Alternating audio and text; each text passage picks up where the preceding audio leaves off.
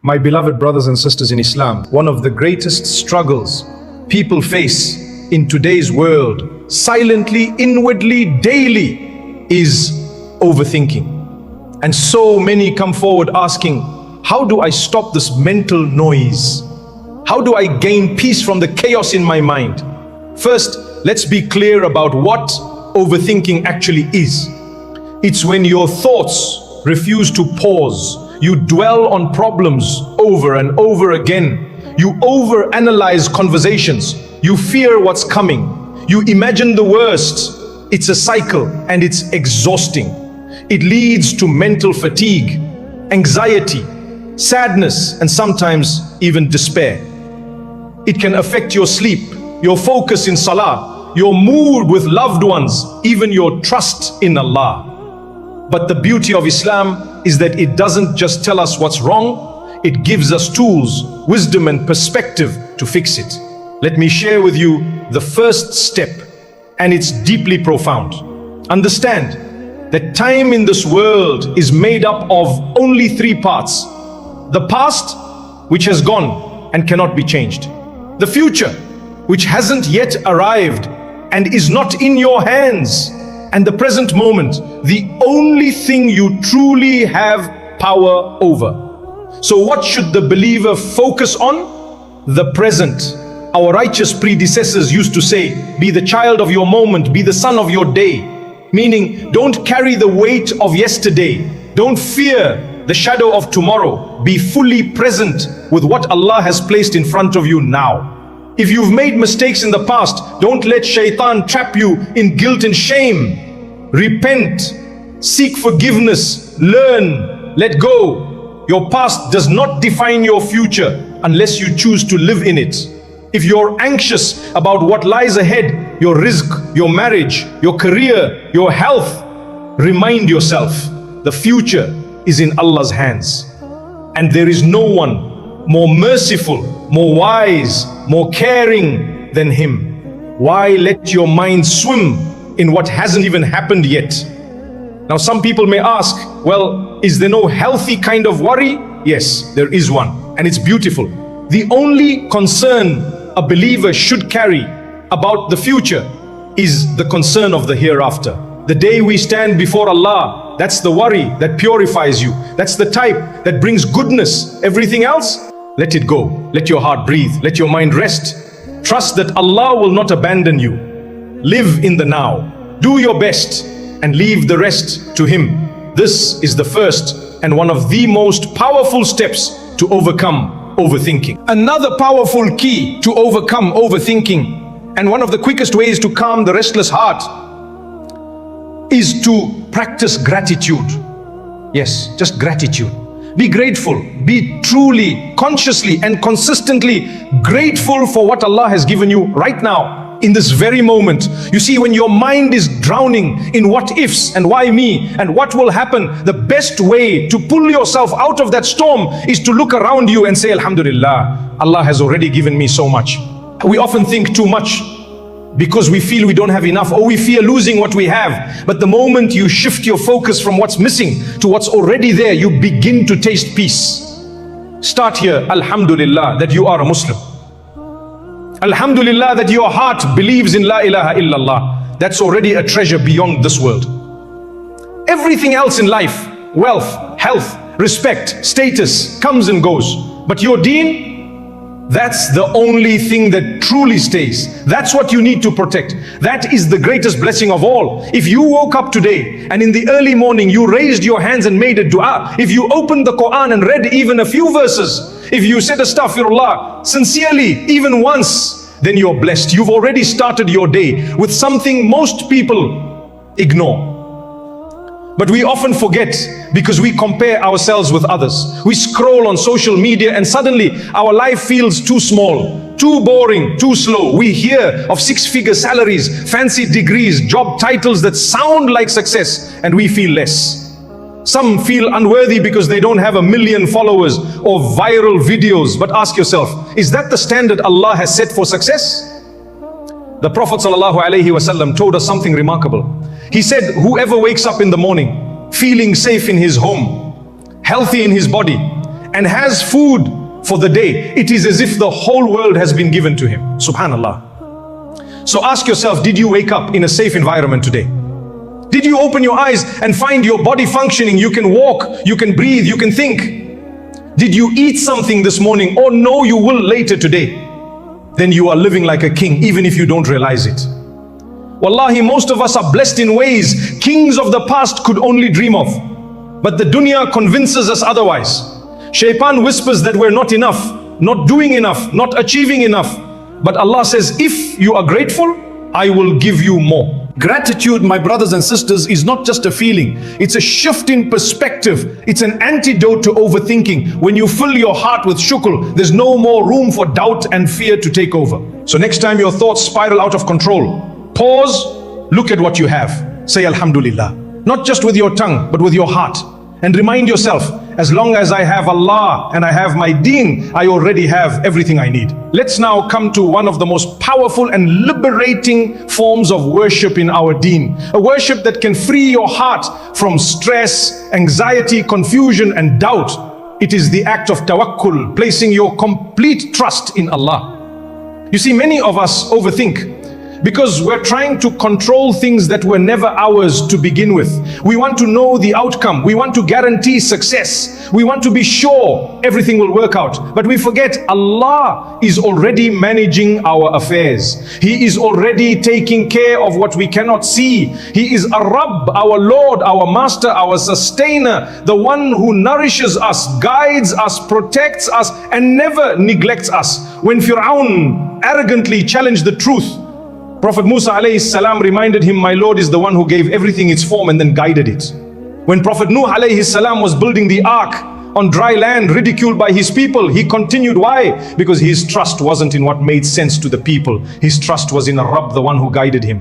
Even in the Quran, when Allah spoke to Musa alayhi salam and said, indeed, I am Allah, there is no deity except me, so worship me and establish prayer for my remembrance. Allah didn't just command him, He reassured him. And you too, perhaps you are overthinking today. Perhaps you're stressed about what tomorrow may bring, about a job, a marriage, an illness, a test, a family issue, or even your iman. But know this, Allah is already ahead of you in your journey. He knows your fear, He knows your struggle, and He will guide you through it, step by step, until you reach safety, until you reach Him, and He is pleased with you. When shaitan whispers, what if it doesn't work out? What if you fail? What if you lose everything? You remind yourself, Hasbi Allahu la ilaha illa huwa, alayhi tawakkaltu wa huwa rabbul arshil azim. Allah is sufficient for me. There is no deity except Him. Upon Him I place my trust and He is the Lord of the mighty throne. This is not just a dua, it's a mindset, a lifestyle of surrendering your heart to the one who knows what's best for you, even when you don't. You don't need to carry the burden of the unseen. You just need to walk with faith. Take the means, yes, but place your heart with Allah. Tawakkul is not passive. It is active, living trust.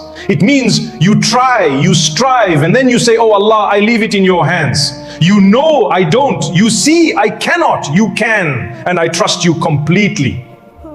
And that is how you release overthinking, by knowing that the one who is writing your story is also the one who loves you more than anyone ever could. So stop trying to control what only Allah can manage. Trust Him and you'll find peace.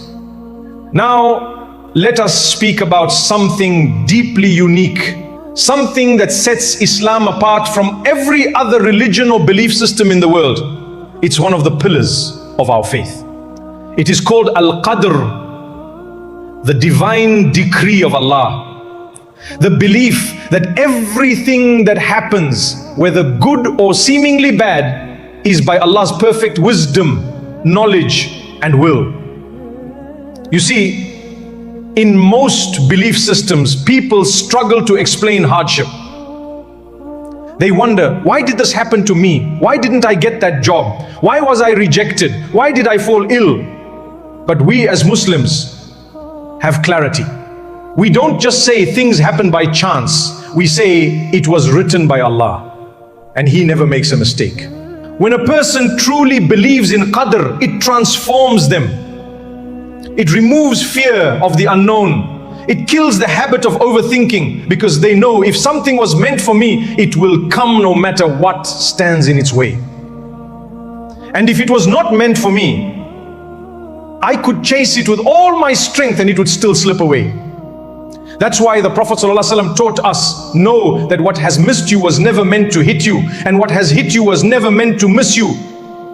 This is a mindset, a reality, a way to live. This is what Luqman the wise told his son when he taught him belief in Allah. You will never taste the sweetness of Iman until you believe in Al-Qadr, the good of it and the bad of it. Why? Because Qadr teaches you to stop clinging to this world, to stop thinking, if only I had done this differently, or maybe I messed everything up. No, my brother, no, my sister, you didn't ruin your future, you didn't miss your destiny, you didn't fall behind. You are exactly where Allah wants you to be right now. Maybe it's to teach you patience, maybe it's to elevate your rank, maybe it's to protect you from something you can't see yet.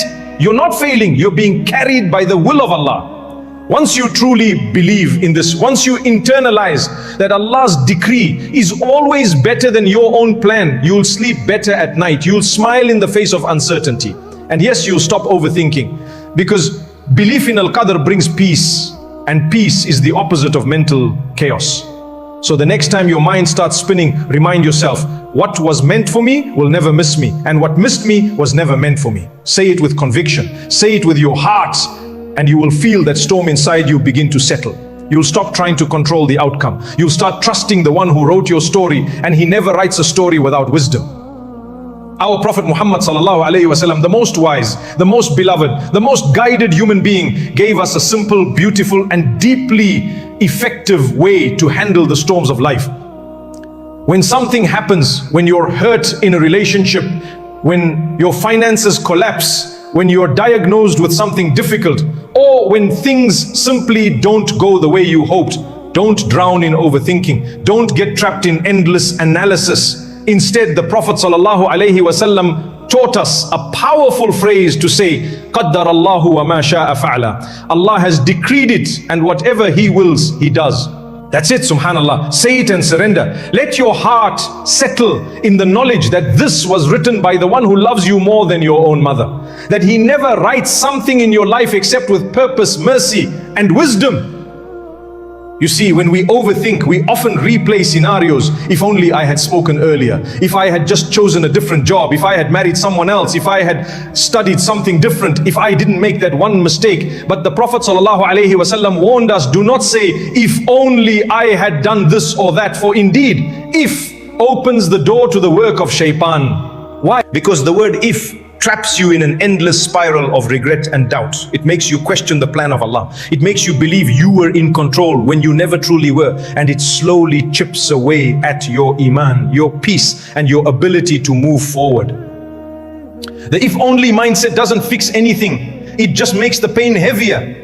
It fills your heart with blame, self-loathing, and what ifs that never end. It opens the door to shaitan to, you're a failure, you missed your chance, you ruined everything. But Islam shuts that door completely. Our deen teaches us not to overthink the past, not to drown in regret. It teaches us to say, قَدَّرَ اللَّهُ وَمَا شَاءَ فَعَلَ. Allah decreed it, He does what He wills, and that's where peace begins. So next time you're hit by something unexpected, a heartbreak, a rejection, a missed opportunity, don't replay it in your mind 100 times. Don't scroll through old messages. Don't wish to rewind time. Pause and say it with belief, with submission, with surrender. Allah decreed it, and He does what He wills. Let those words close the door on shaitan. Let them be your shield against the fire of overthinking. The simple phrase is one of the treasures of our faith.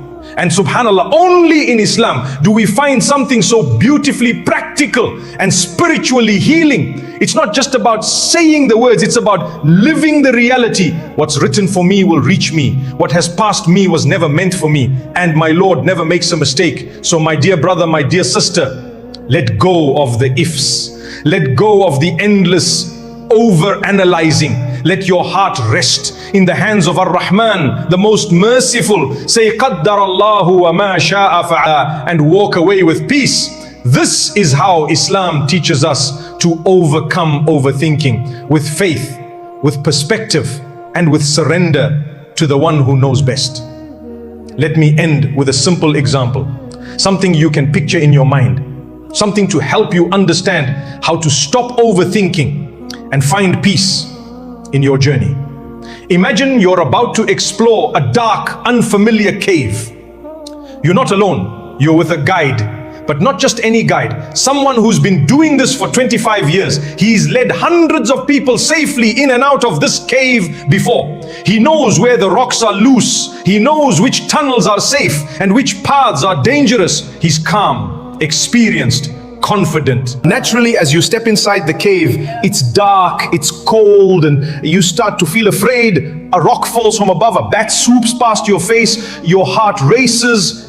But your guide looks at you and says, don't worry, this is normal, I've seen it all before. Just stay close, follow me.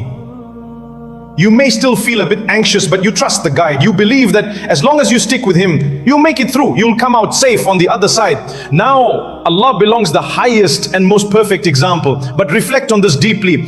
In this life, we're all walking through the unknown. There are dark tunnels, unexpected problems, things that scare us and shake us. We worry, we stress, we don't know what's next.